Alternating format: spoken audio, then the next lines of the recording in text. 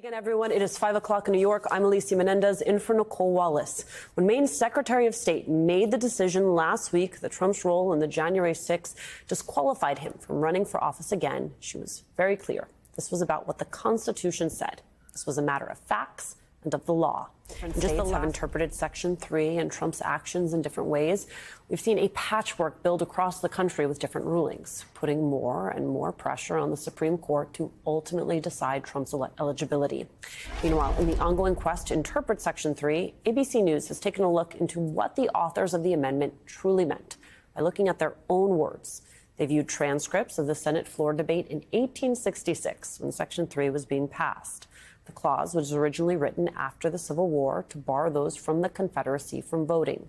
Senator Jacob Howard of Michigan wanted to expand it and stop former Confederates from serving in government altogether.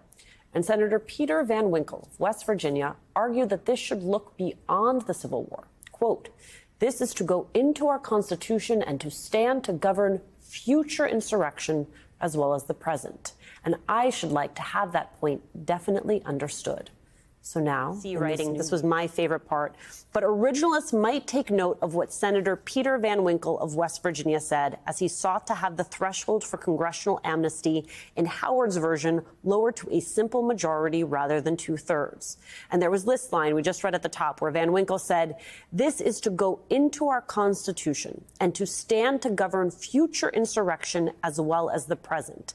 And I should like to have that point definitely understood." Talk about the significance. There's new reporting that Donald Trump is expected to appeal the 14th Amendment ruling from Colorado and Maine sometime today. Oral arguments begin in the presidential immunity case in 1 week. 48 hours after that, closing arguments begin in the New York civil fraud trial, quickly followed by the Iowa caucuses. And then 24 hours later, the second E. Jean Carroll defamation trial.